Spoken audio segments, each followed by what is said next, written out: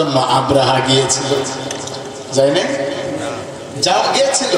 আব্রাহা যাওয়ার আগে আব্দুল মুত্তালিবের বকরি দুম্বা যেগুলো সব ধরে নিয়ে আসছে। ধরে নিয়ে আসার পরে আব্দুল মুত্তালিব চলে গেল। যাওয়ার পরে ডেকে বলছেন, আব্রাহা আমার যে বকরি দুম্বা নিয়ে আসছে ওগুলো ফেরত দাও। সুবহানাল্লাহ। আব্রাহা ডেকে বলছে, ব্যাপার কি বুঝলাম না। কই কেন, কি হয়েছে? কই তুমি যে কাবা ঘরের দেখাশোনা করো, যদিও তুমি মুসলিম না, তারপরে যে দেখাশোনা করো, এই যে দেখাশোনা করে এখান থেকে তোমাদের আয়ের ব্যবস্থা হয়, সবই হয়, তো তোমরা এত কিছু যখন একটা জিনিস থেকে পাও, তো আমি সেই ঘরটা ধ্বংস করার সিদ্ধান্ত নিয়েছি। সামান্য বকরি দুম্বার জন্য তুমি এসছো, কিন্তু ওই ঘরটার জন্য কিছু বললাম না, কারণটা কি? আব্দুল মুত্তালিব ওই সময় ডেকে বলেছিল, শোনো হে আব্রাহা, এই বকরি আর দুম্বার মালিক আমি, এই জন্য এই জিনিসটা আমি নিতে এসেছি, আমার জিনিস। কিন্তু কাবা ঘরের মালিক আমি নয়, কাবা ঘরের মালিক যে আল্লাহ রাব্বুল আলামিন, ওই আল্লাহ তার কাবা ঘরকে হেফাজত করে নেবে। সুবহানাল্লাহ বলেন। আবার পাঠাও আবু বকর, ফিতনা ফাসাদ আসুক সমর, আবার কাবা ভাঙতে এলে, আবার কাবা ভাঙতে এলে পাঠাও আবাবিল, দাও খোদা দাও আবার আমায়, ওমর দারাজে দিল। বলেন আমিন। তাহলে এখান থেকে প্রমাণ হয় তারা আল্লাহ একজন আছে এটা মানতো, জানতো, কিন্তু মানতো। এবার আসেন, আল্লাহর গুনাহ বলে আছে না নাই? কথা কোন না কেন? আল্লাহর গুনাহ বলে আছে না নাই? গুনাহ বলে আছে। আল্লাহর গুনাহ বলের মধ্যে আল্লাহ এটাও বলছেন, ফাযকুরুনি আযকুরুকুম ওয়াশকুরুলি ওয়ালা তাকফুরুন। জিকির হবে কার নামে? জোরে বলেন, কার নামে? কিন্তু আজকে আমরা আল্লাহর নামে জিকির দিতে পারি না। মানুষকে সিজদা দেয় মানুষ, এরকম মানুষ আছে না? একটা কুকুর আর একটা কুকুরের আইন মানে না, একটা শিয়াল আর একটা শিয়ালের আইন মানে না। গুনাহবলী আল্লাহর আছে, ওই গুনাহবলী অনুসারে আল্লাহকে না ডাকাটাও কুফর। কথা বলেন না কেন? প্রিয় ভাইরা, অসংখ্য গুনাহবলী আল্লাহ রাব্বুল আলামিন আছে, তার মধ্যে সবচেয়ে বড় গুনাহ ফেরে যেটা, সেই গুনাহবলীর মধ্যে প্রধান গুনাহবলী হলো সিজদা পাওয়ার একমাত্র মালিক হলো আল্লাহ। কিন্তু আমরা সিজদা দিই, আমাদের মধ্যে অনেকেই আছে সিজদা দিয়ে খাজার দরবারে মানুষকে মানুষ সিজদা দেয়, এরকম মানুষ আছে না? এরকম কুকুর আর শিয়ালের চেয়েও খারাপ। কথা বলেন ঠিক কিনা? পীরের দরবার আছে না? আবার কত রকমের ঢং। প্রিয় আল্লাহর গোলামের রাত অনেক হয়েছে, আমি সংক্ষেপে বলছি। এরপরে আসেন, আল্লাহর আইন আছে না নাই? আল্লাহ রাব্বুল আলামিনের আইন আছে। ওই আল্লাহ রাব্বুল আলামিন আইন করে দিয়েছেন, আমার প্রত্যেকটা আইন তোমাকে মানা লাগবে গোলাম। আমার আইন হলো, ইয়া আইয়ুহাল্লাযীনা আমানু লা তাকুলুর রিবা, তোমরা চক্রবৃদ্ধি ভাবে সুদ খেও না। সমাজ এখন সুদ আছে না নাই? এখন যারা উঠে যাবে মনে করবেন ওরা হলো সুদখোর। কথা বলে না কেন? কারণ সুদের ওয়াজ এখন সমাজে চলে না বললেই চলে। কারণ ও যে হুজুর ওয়াজ করে, হুজুরও সুদখোর। কথা বলে না কেন? তবে ভাই, সুদ খাইলে কিন্তু ভালো কিছু হয় না, খারাপ কিছুই হয়। কি হয়? খারাপ কিছু হয়। সুদ খাওয়া যা, পায়খানা খাওয়াও। আওয়াজ দিয়ে বলা লাগবে, ঠিক কিনা? সুদ খাওয়াও যা, পায়খানা খাওয়াও। হাজী সাহেব ব্যাংকে অ্যাকাউন্ট করেছে, দেখে বলা হয়েছে যে বাবাজি আপনি হাজী মানুষ, আপনি সুদ খান। বলছে যে বাবাজি শোনো, অত সমস্যা মনে করো কেন? আসলে সুদ তো আমি খাই না, আমি তো হাজী মানুষ। অ্যাকাউন্টটা তোমার চাষের নামে আছে, আছে না? আচ্ছা, এইরকম সুদ করে আছে না?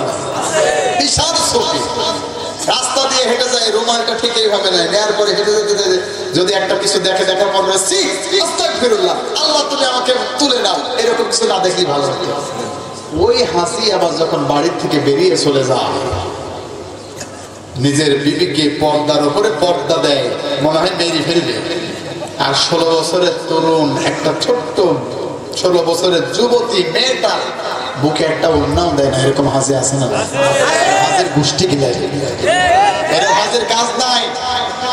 ইসলাম যদি আপনি যেখানে মানবেন, প্রত্যেকটা জায়গায়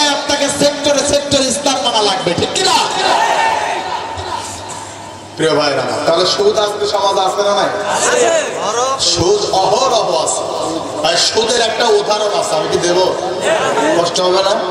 শোনেন, একটা লোক দুইটা বন্ধু আছে। এক বন্ধু খুব চালাক, আর একজন একটু পাগলা মতো। বন্ধু কয়টা? দুইটা। একটা খুব চালাক আর একটা পাগলা মতো। তো দুই বন্ধু সিদ্ধান্ত নিয়েছে কাঁঠাল খাবো। কি খাবে? কাঁঠাল খাবে। কাঁঠালের দাম কত টাকা ভাই? 50 টাকা। এখন দুইজনের মধ্যে এখন ঠেলা পড়া হচ্ছে কে টাকা দেবে, আর কে বা বেশি দেবে, কে বা কম দেবে, না সমান সমান দেবে, এই নিয়ে ঠেলা পড়া। এমন একটা মুহূর্তে চালাক যে আছে সে দেখে বলে, শোনো বন্ধু, আমি একটা বুদ্ধি। কি বুদ্ধি? এই কাঁঠাল আমরা খাবো, কাঁঠালের বিচি বলেন তো নাকি, ওই বিচি যে আছে বা আটি আছে, এই বিচি যার বেশি হবে সে বেশি গুণে টাকা দেবে, যার বেশি হবে সে বেশি টাকা দেবে, যার কম হবে সে কম টাকা দেবে। ওটা কিন্তু ভালো আছে, যা খাবা তাই দিবা। তো একই কথা, সবই ঠিক আছে, সিদ্ধান্ত এক, পাকাপোক্ত কথা। খেতে লেগেছে। এখন ওই একটু পাগল মতো যে ব্যক্তি, ও খায় আর আটি রাখে, খায় আর আটি রাখে। আর যে সালা, এ বেচারা খায় আটি সহ গিলে ফেলে।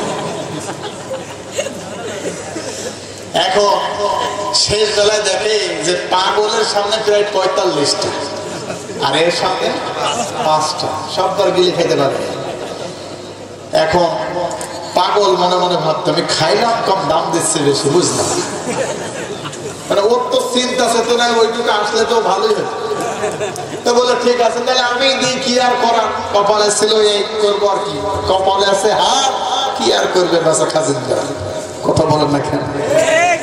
এমন একটা মুহূর্তে যখন এই অবস্থায় উপনীত হলো, টাকা পয়সা সব দিয়ে মিটমাট শেষ।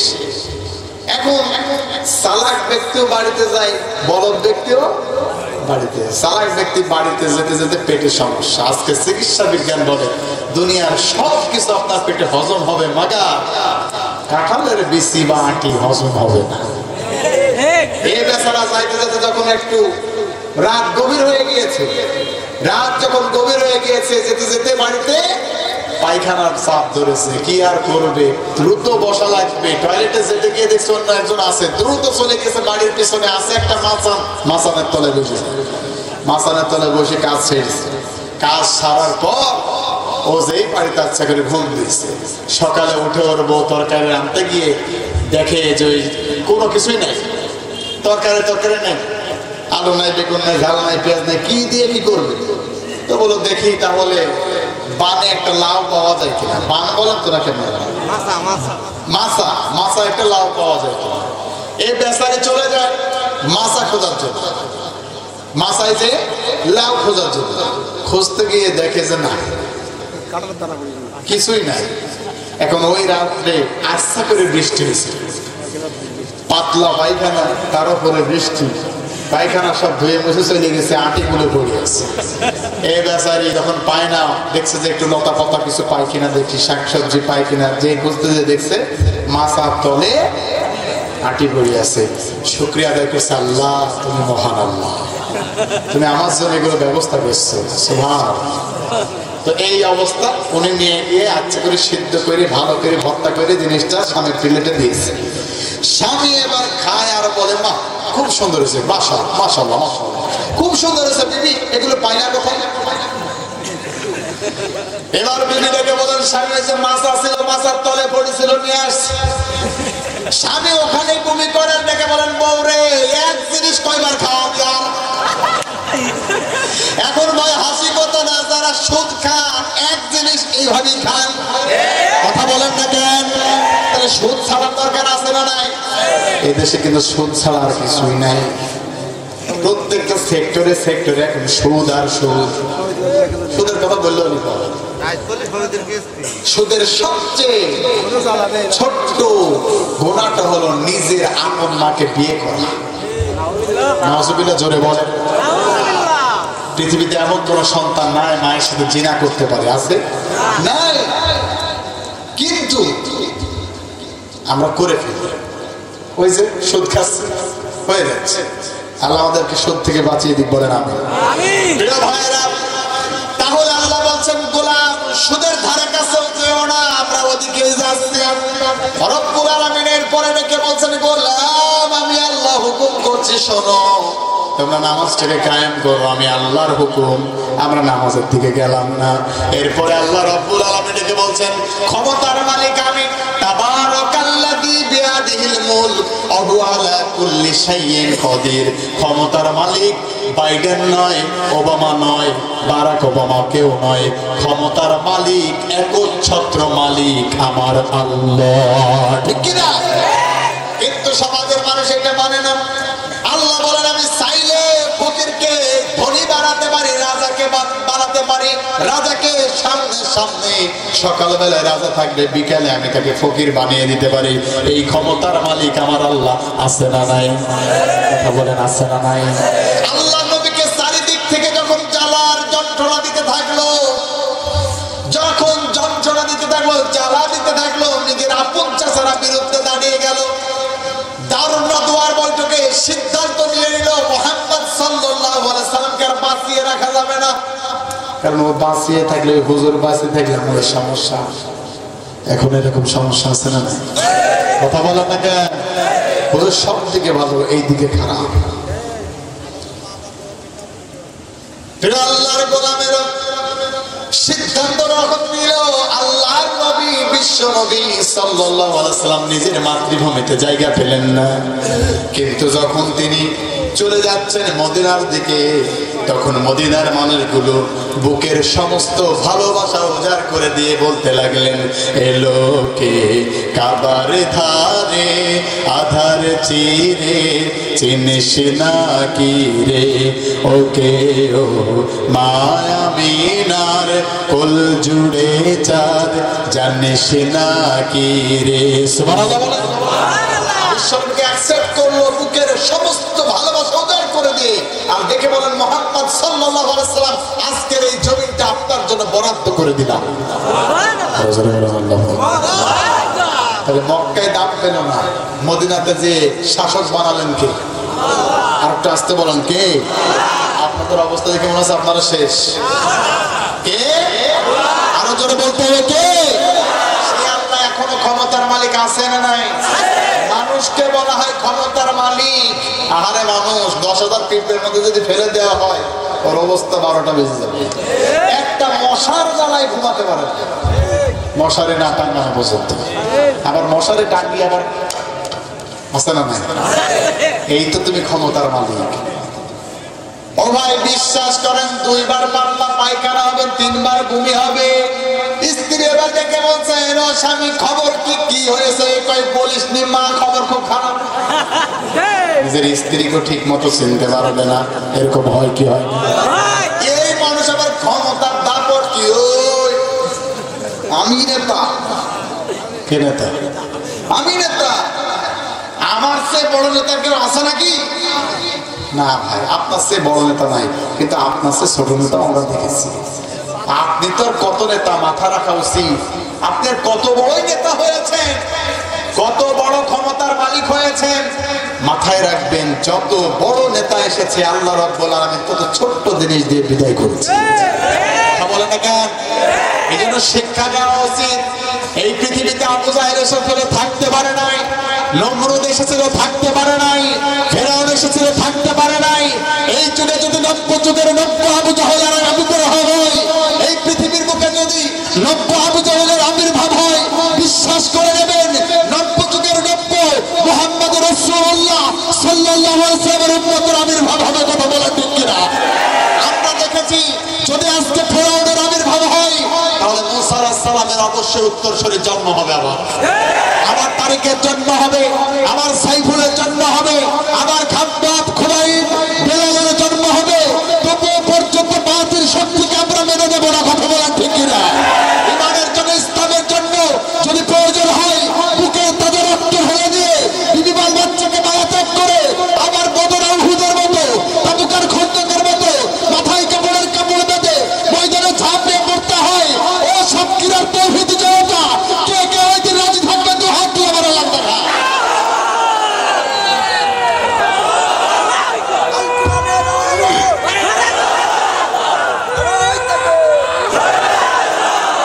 আল্লাহ আমাদের কবুল করুক, বলেন আমিন। আরো জোরে বলেন আমিন। শোনেন, একজন আলী রাদিয়াল্লাহু তাআলা একটা তাকবীর দিয়েছিলেন, 10টা কাফের এমনি পড়ে গিয়েছিল ভয়।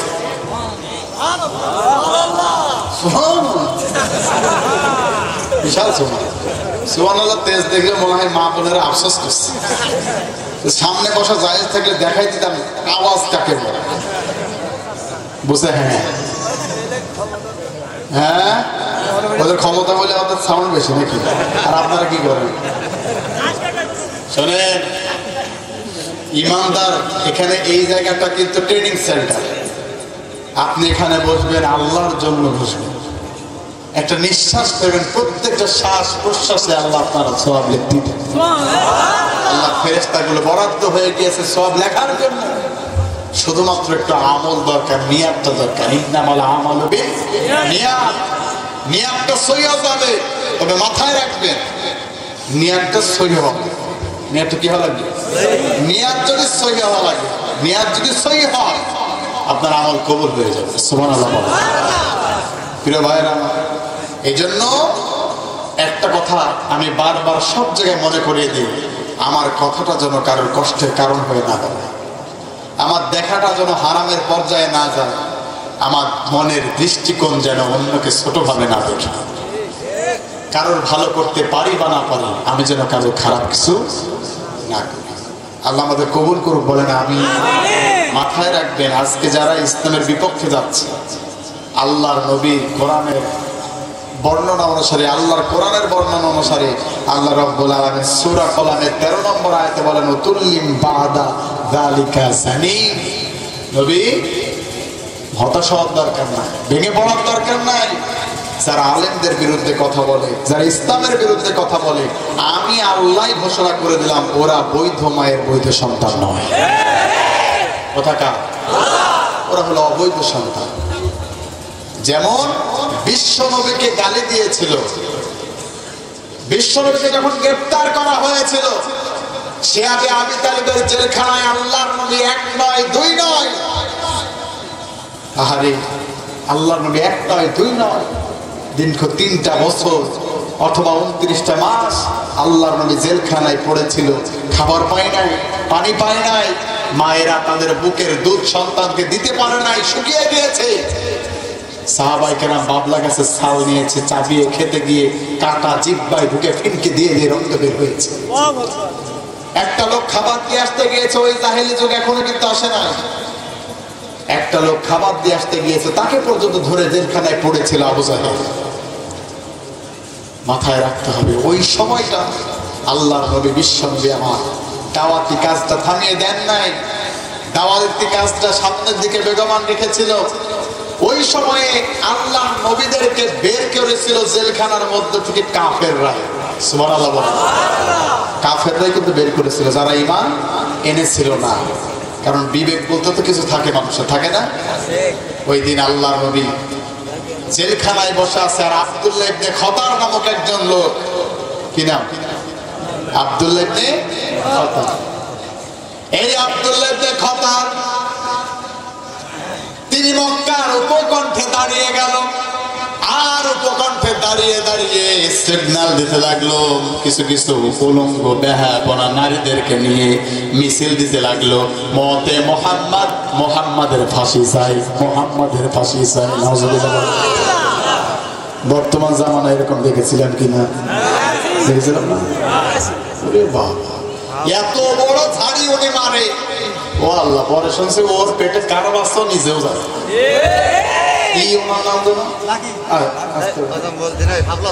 আছে না? হ্যাঁ, শাপলা চত্বর। আমি ওই সাই জানো না, এটা হলো শাহবাগ চত্বর। দেখেন শাহবাগ, কত বাগ আছে, শাহবাগ, কুতুববাগ, দেওয়ানবাগ, আছে না? নাই, সব বাগ। শোনে, ওই দিন আব্দুল্লাহ ইবনে খতার নামক এই যুবকটা বলেছিল, মতে মুহাম্মদ, মুহাম্মাদের ফাঁসি চাই। আল্লাহ রাব্বুল আলামিন ওর সম্পর্কে আয়াত নাযিল করে বলেছিল, নবী হতাশ হওয়ার কারণ নাই, ভেঙে পড়ার কারণ নাই, খোঁজ নিয়ে দেখেন ওটা হলো অবৈধ মায়ের অবৈধ সন্তান। কথা বলেন ঠিক না? আজকে যারা আলেমদের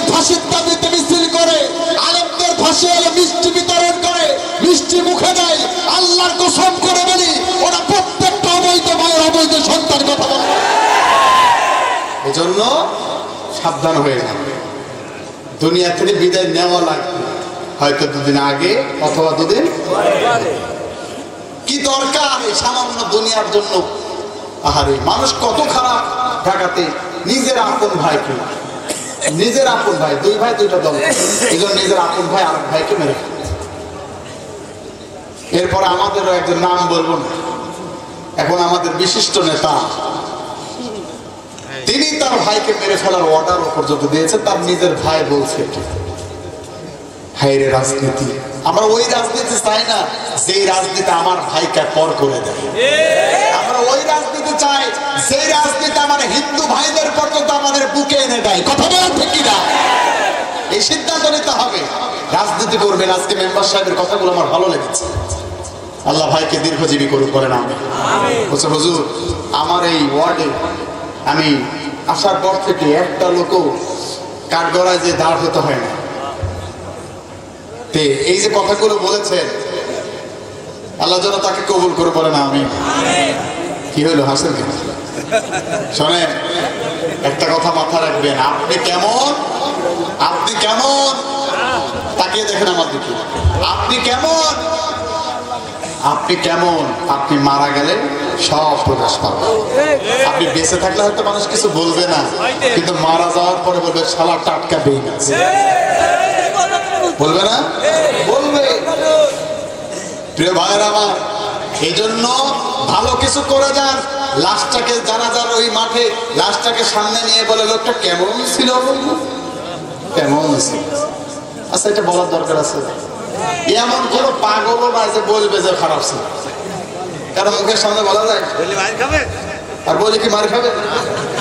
এই প্রশ্ন করার দরকার নাই। আপনি মারা যাওয়ার সাথে সাথে প্রকাশ হয়ে যাবে লোকটা কেমন ছিল। মসজিদে নববীতে আল্লাহর নবী বসা, সামনে দিয়ে একটা লাশ যায়, আল্লাহর নবী ডেকে বলেন সাহাবায়ে কেরামকে, আর আমার সাহাবীরা এই লোকটা, লাশটা, এই লোকটা কেমন ছিল? সাহাবায়ে কেরাম সার্টিফিকেট দিল, ইয়া রাসূলুল্লাহ লোকটা ভালো ছিল। আল্লাহর নবী বলেন ওয়াজাবাত। দ্বিতীয়বার আর একটা লাশ গেল, আল্লাহর নবী বলেন কেমন ছিল? সাহাবায়ে কেরাম ডেকে বলেন ইয়া রাসূলুল্লাহ ভালো ছিল। আবার আল্লাহর নবী বলেন ওয়াজাবাত। সাহাবায়ে কেরাম ডেকে বলেন ইয়া রাসূলুল্লাহ বুঝলাম না, একই কথা দুইটা লাশের ব্যাপারে বললেন। আল্লাহর নবী বলেন আমার সাহাবীরা, প্রথম লাশটা সম্পর্কে তোমরা ভালো মন্তব্য করেছো, আল্লাহ রাব্বুল আলামিনের জান্নাত তার জন্য ওয়াজিব হয়ে গিয়েছে। আর দ্বিতীয় লোকটাকে খারাপ বলেছো, ওর অবস্থা ওই রকমই হবে। এজন্য সাবধান, আলেমদের বিরুদ্ধে যাও, কবরের মধ্যে জিজ্ঞেস করা হবে, কবরের মধ্যে জিজ্ঞেস করা হবে। হ্যাঁ, কে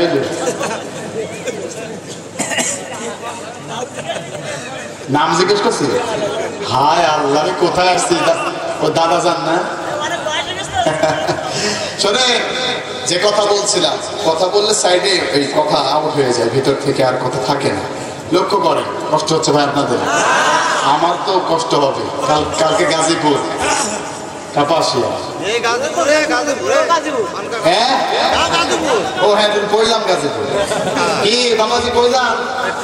এই হ্যালো, হ্যাঁ শোনেন, যে কথা বলছিলাম, তাহলে আপনি এমন কাজ করবেন না, এমন কাজ করবেন না যেই কাজগুলো করলে মানুষ আপনাকে খারাপ বলে। ভাই করবেন কেন? দুদিনের দুনিয়া, কে আগে কে পরে। কত বড় বড় নেতা ছিল, ছিল না? সবাই তো চলে গিয়েছে। আপনাকেও যাওয়া লাগবে, আমাকেও যাওয়া লাগবে, এটাই বাস্তবতা। যাওয়া লাগবেই। আর যদি এমন গ্যারান্টি থাকতো যে মরা লাগবে না, আমি বলছি আমি ওয়াজি করতাম না, এই পথেও আসতাম না, ইচ্ছা মতো বেড়াতাম। ভাই আমি জানি যে আমার মরা লাগবে, আল্লাহর কাছে ফিরে যাওয়া লাগবে, কুল্লুন নাসিন যায়িকাতুল মাউত, ফিরে যাওয়া লাগবে আল্লাহর কাছে। এই জন্য আমি মনে করি আমার চুলের ঝুঁটিটা ধরা আছে আমার আল্লাহর হাতে, ঠিক কিনা? এই জন্য আমরা দুনিয়ার মানুষের তোয়াক্কা করি না, দুনিয়ার মানুষকে আমরা মানি না, আমরা মানি আমার আল্লাহর সন্তুষ্টিটা। জোরে বলেন ঠিক কিনা? প্রিয় ভাইরা আমার, আল্লাহর নবী, বিশ্ব নবী, আহারে জেলখানায় পড়ছে এমন একটা অবস্থায়, ওই যে মিছিল করেছিল উনি কি বুঝেছিল? আর বর্তমান যুগেও যারা মিছিল করেছিল তাদের খুঁজেই পাওয়া যায়। মনে হচ্ছিল যে সরকারের উপরে উনি বড় সরকার, এখন আর খুঁজেও পাওয়া যায় না। মাথায় রাখবে ইসলামের শত্রুদের বংশ চিরতরের জন্য নিপাত, ওদের নাম নিশানা পর্যন্ত দুনিয়া পায় না। কথা বলেন না কেন? দেখেন না, ফেরাউন নাম ছিল, বর্তমানে ফেরাউন কারো নাম আছে? আরে ভাই, হিন্দু বৌদ্ধ খ্রিস্টান তারা পর্যন্ত রাখে না, এত ঘৃণিত নাম। কিন্তু প্রত্যেকটা মুসলমানের নামের শুরুতেই মোহাম্মদ আছে না নাই? আছে না নাই? এটাই ভালোবাসা।